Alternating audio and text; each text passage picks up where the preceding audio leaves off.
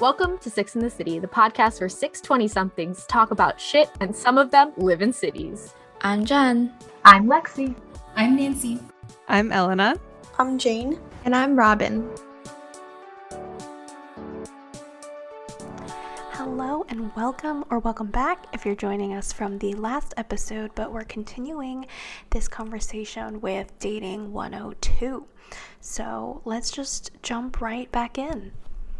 This next question can be hot and heavy or lighthearted, however we handle it, but how have you dealt with breakups in the past? Do you have like mantras, like philosophies that you subscribe to? I'll start. Well, I'll say that I've only had 2 breakups in my life and they were with the same person. So, We love to see it. variety. But what I'll say helped me with both, especially the second, which was like the final breakup, is like my Finsta. And I feel like, and like, especially more than my Finsta, because sometimes it got really personal. I didn't want to post it on my Finsta. But I would like, every time I felt strong emotions during the post breakup period, I would just vent it all out in like my notes app. Like I would just ramble and write like everything I was feeling. And then like I date it like when I was feeling it. And then like a few, like last year when I was like fully over the relationship, I looked back and it was so embarrassing. But then that like gave me more like closure, I feel like it helps to like get it out of your system. So I feel like that's like my main method so far when it comes to dealing with breakups, just like venting it out. Because sometimes like I think friends are really important, and I know all of you guys have like been my support system, but it can also get really overwhelming and burdensome on like your friends if you like overwhelm them with how you're feeling all the time and how emo you are. So I feel like the phone is your best friend, the notes app is your BFF. I think Jen's is very healthy because mine isn't, and I'm the first to admit it. I was a true believer in the best way to get over a guy is to get under another one. And I like really like that was like what really helped me, because even though I only had like one official breakup because I was only in one other official relationship where it was like defined and everything, when I would break it off with some of the guys, it still felt like, if not, some of them were worse than like my actual relationship that I was in, because I thought that we had something going on or whatever, and it really felt like a heartbreak for me. So I would just throw myself at another guy, as bad as it sounds, and it's not healthy. It doesn't work because then it just brings up on its own other issues and drama.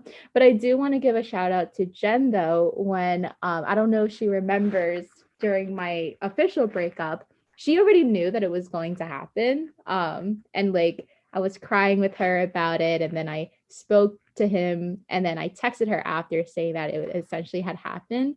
And then she immediately went across the street to get me like candies and stuff, my favorite candies, and she dropped it in front of my door, and she texted me. She's like, well, like, I'm here, and like you don't have to like talk if you don't want to, but food is outside. So I like looked, and it was like gummy worms and like candy, and I was crying and eating the whole night. But I really appreciate it, and I don't know if I ever thanked Jen, but it really touched my heart and it really helped me. So thank you, Jen. Sisterhood. We love having a CVS near our place. Very efficient. It's definitely been a while since I've been through heartbreak, just because I guess like I just haven't been that attached to the people that I've dated in the recent past. But I really think no contact is the best way to go. I definitely don't live by this. Because I'm still connected with all my exes on my social media and whatever. But like for the time, like the period after the breakup, at least I think like no contact is definitely the way to go. For me, in like the past few years that like hasn't been hard because like I said, I like didn't really feel attached. So yeah, I don't know if it was like I didn't feel attached, so like no contact was easy, so it was easy to get over them, or it's just like even if I was talking to them, if it would have been easy to get over them. Not sure. Don't really care either. But there's that. And then I think another thing that's helped is like after a breakup, I feel like I really focus on myself and like do everything that I want to do. So I think like for one of them, like I was just like really focused on school and like grades and like things like that and like finishing up the semester well. And then like another one was like with like work, like just like making sure that like I'm like doing my best at work and like it's nice that I don't have like a relationship or that like voice in my mind be like, oh like you're like have someone else to like care about, you know, I can just care about myself and like what I want to do and what I'm doing. So I feel like that's definitely been productive in terms of like moving on, but also for like my personal development and personal life. I'll just share one funny breakup story. I have many funny breakup stories because all my breakups were funny. Oh, now I don't know which one to share. No, I'm committed to the one I'm going to share. I dumped a guy via school email in a spa in Korea, and then I took a nap. Elena was there. I love it. But that's like probably number 3 in my top 5 bad, like funny breakups. We weren't dating. It was more like I was cutting off the casual, like I cut off a casual relationship. But yes, it was basically over email because he was in Germany and I was in Korea, and he just emailed me from his school email to ask me for pictures of my feet. And I was like, what? And then I broke it off. I remember that. God. He was a lot. I literally don't even know what to say. I like how like GW has access, you know, that they can always access like emails. Oh, I mean, you're imagine if right, you had you're sent right. those foot pictures and like someone was just sussing through the student emails and they're like, what is this? The thing that I like, it keeps me awake, like it lives in my mind rent free, is like he thinks he's gonna be like a politician, this person, and the school has that. Like that's in his school record, so they could just like beepity boop boop computer hacking system and be like, you know, that guy running for the governor of whatever, he asked some chick for feet pics on July 5th in 2018. I mean, via no kink school shaming. email. No kink shaming. It's just It's the via school email. Yeah, Right. school email is not the correct forum you for can that. have your kink, but please do not send your kink via school email. I love so that. Funny. I also broke up with someone over school email, but that was in 4th grade. Oh, I was about to say This man was 22. I can't. Oh, that's so funny. That's I like how Facebook Messenger works perfectly fine internationally, and he's like, "No, I must email. Believe in social media." So that was probably my most interesting relationship. I can't. Oh, I can't. How long was that, Lexi? Like 2 months, less than 2 Oh, months. okay. I was like, damn, how did you put up with that? But okay. Well, we weren't like boyfriend and girlfriend. Like he was just someone I was seeing, and I thought, oh, maybe it'll get more serious. Like when we're, because we like left campus. Right. I was like, maybe it'll be more serious next year. But then he emailed me asking for the feet. Things got weird. Yeah, and I was like, no. Yeah. Understood.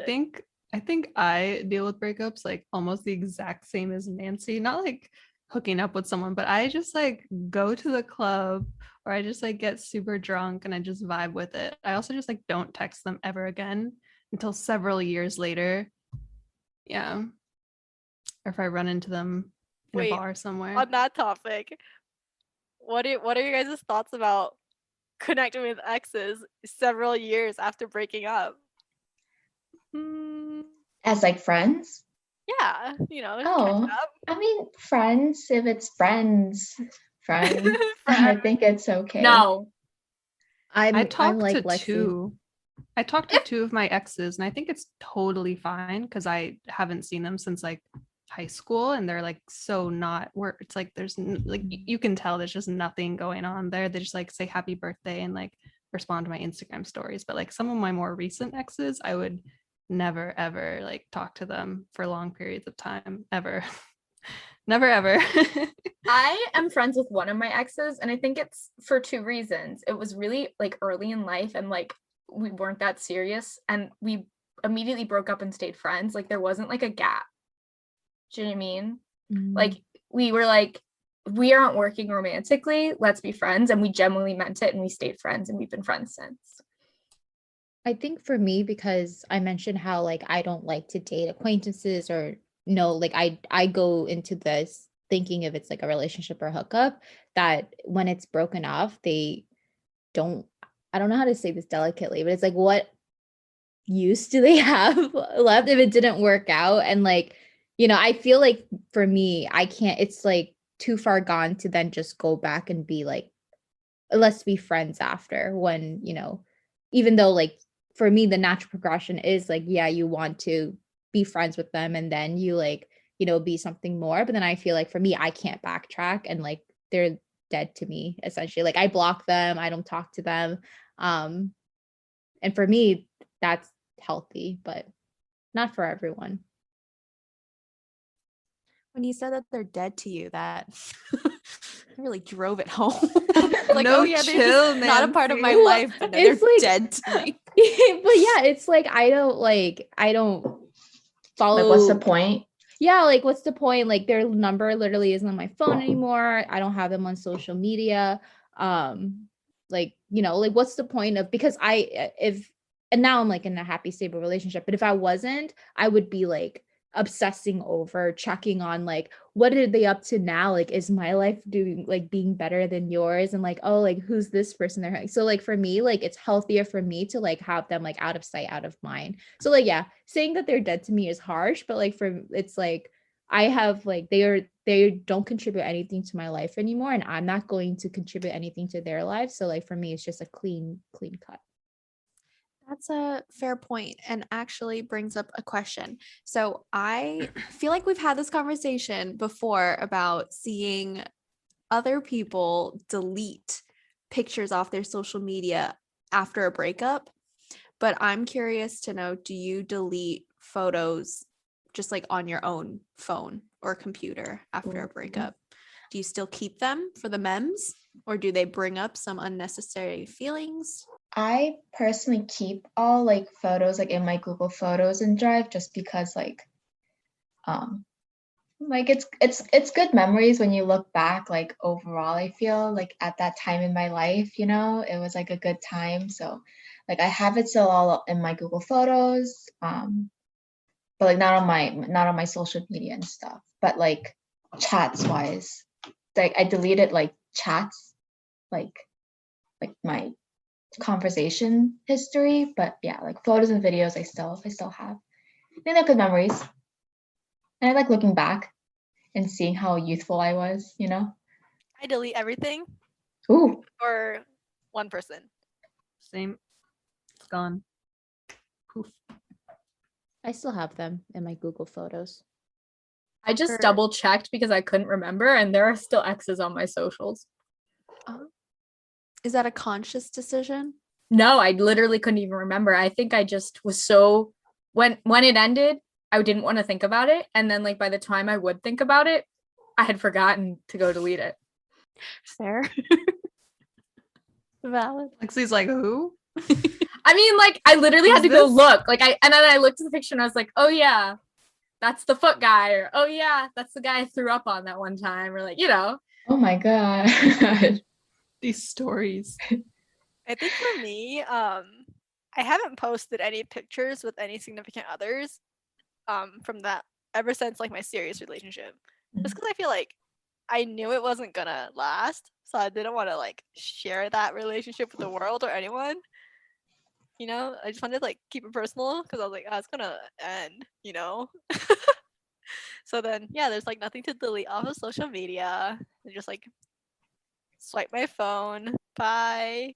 Adios.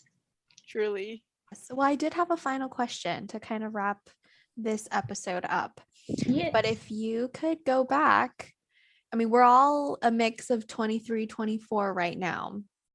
But if we could go back to, I don't know when y'all started to like seriously date or just date around. But if you could go back and tell your younger self some advice about dating, what would it be? I would say just be more confident in yourself, like in a relationship context. I would say set and maintain boundaries and not be afraid to maintain the boundaries. And all the things that I've gone through and all the people that I've met, I don't regret, because if I didn't experience that, I wouldn't appreciate my current boyfriend as he is now. Like, I wouldn't see the good in him and would only be seeking quote unquote better. So yeah. Don't let him read your diary. What's wrong with you? Lexi, Wait. every time What? it's just something so. You Ask raise me- you ask you the raise the advice. standard. You asked the advice I would give. That's the Mind-boggling. advice. I forgot we were giving advice. And I was like, who is Lexi talking to right now? Right, I I'm thought she was talking talking to myself. to me. I was like, what? But no, you asked what advice I would give to my younger self, and it's don't let him read your diary, girl. You don't be right. stupid. That's valid. Valid. Mine would be, I don't know, just like break it off sooner if you know it's not working instead of like dragging it out. Mine would be like, don't let it overconsume you. I think, like, especially like in the beginning of the relationship, I just like deep dive in, and it's like, oh my god, like this is like such a big part of my life. But I think just like let it be like another thing that you do. Like, don't let it be like the biggest thing, like biggest part about you.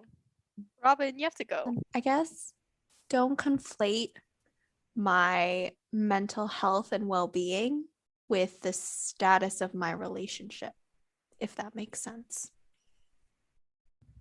Does anyone have any final thoughts, comments, things they want to share before we close out this episode? Dating is fun. For all the guys that I mentioned, I have no hard feelings. Oh, wait, disclaimer. Nancy does have hard feelings. They're dead to her. They're dead She to definitely does. They are dead to her. Nancy has hard They feelings, but legitimately- I'm chill. Like, if any of y'all are listening to this, we're chill. Don't worry about Me it. too, me too. Oh, I'm with Nancy. I'm not chill with any of you. Don't drunk call me again. It was weird. Oh my god. I hate you all. Oh man. I'm gonna say 50-50. 50% of you know who you are. The other 50, please stop contacting me. Don't That's it. slide in Elena's DMs. That's it. Thank you for coming to our podcast episode. Wait, I have one thing. Not talking to the guys because they're dead to me, but I just want you guys to know that you guys are all my OG boyfriends, and I remind Yes. Nick all the time that you guys are the OG. Facts. Facts. Good. should Put him be in his reminded. place. I Fruit. do. Yes. Woohoo. Woohoo! Hope you enjoyed our conversation. Thanks, everyone. What? Hawooga. Bye. Thank you for listening to this episode of Six in the City. You can follow us on TikTok, Instagram, and Twitter at sixinthecitypod. This episode was edited by Robin Kim, with music brought to you by Gandhira Pratama.